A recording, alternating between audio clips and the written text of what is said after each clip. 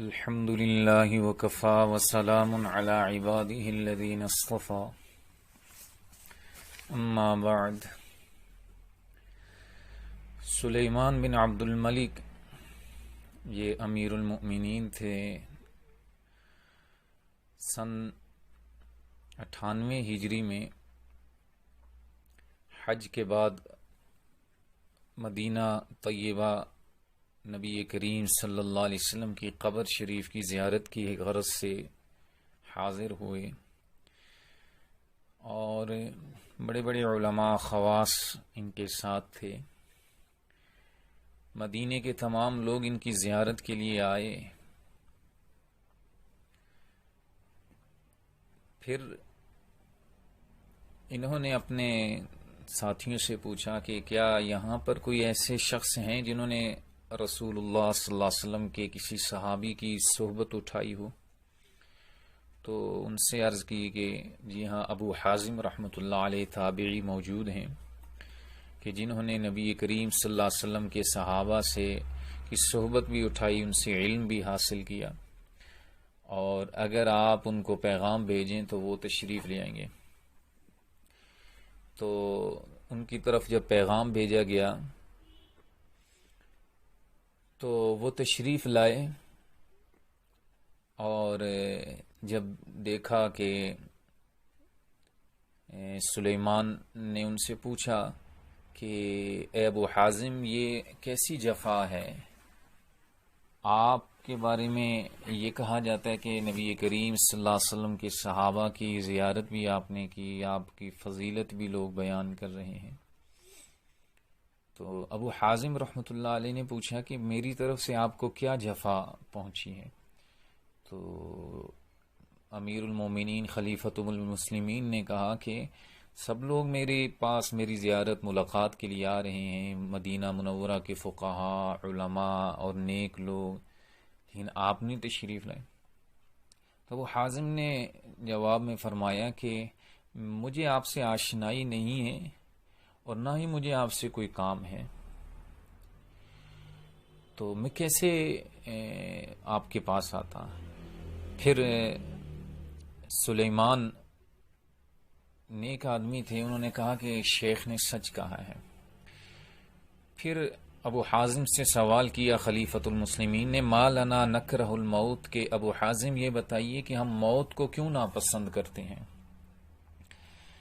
تو ابو حازم نے جواب دیا کہ لِأَنَّكُمْ أَخْرَبْتُمْ آخِرَتَكُمْ وَعَمَّرْتُمْ دُنْيَاكُمْ فَأَنْتُمْ تَكْرَهُونَ النَّقْلَةَ مِنَ الْعُمْرَانِ إِلَى الْخَرَابِ، کہ حضور بات یہ ہے کہ آپ نے اپنی آخرت ویران کر دی اور دنیا آباد کر دی۔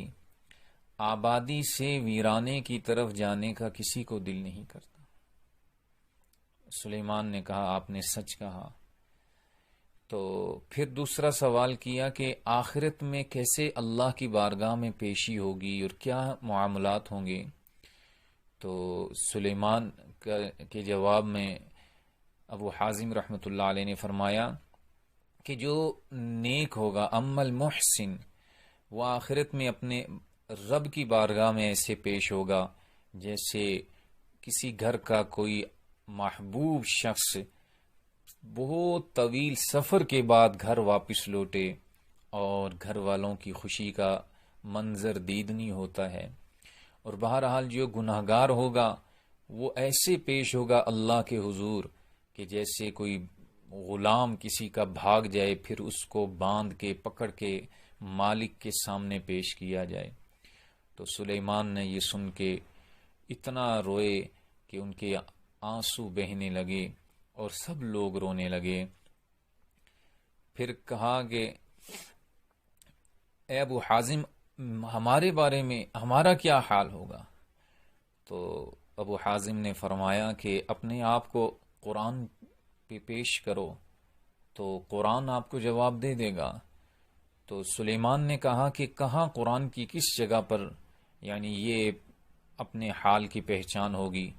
تو انہوں نے فرمایا اللہ کا یہ قول ہے، ان الابرار لفی نعیم و ان الفجار لفی جحیم، نیک لوگ بہشت کی نعمتوں میں ہوں گے اور فاسق گنہگار لوگ جہنم کی آگ میں ہوں گے۔ سلیمان نے کہا اے ابو حازم، اگر نیک لوگ جنت میں، گناہگار جہنم میں، فَأَيْنَ رحمت اللہ، پھر اللہ کی رحمت وہ کہاں ہوگی؟ تو ابو حازم نے فرمایا رحمت اللہ قریب من المحسنین، رحمت تو نیکی کرنے والوں کے قریب ہے۔ یہ قرآن کی آیت پڑھی۔ تو پھر سلیمان نے سوال کیا ابو حازم، لوگوں میں سب سے زیادہ عقل مند کون ہے؟ تو فرمایا کہ جو علم رکھتا ہے۔ تو اللہ تعالی ہمیں بھی اپنی آخرت سنوارنے کی اور اس کو آباد کرنے کی نیکیوں کے ساتھ توفیق دے، اس لیے کہ آخرت میں الحمد للہ وکفا وسلام علی عبادہ الذین اصطفیٰ۔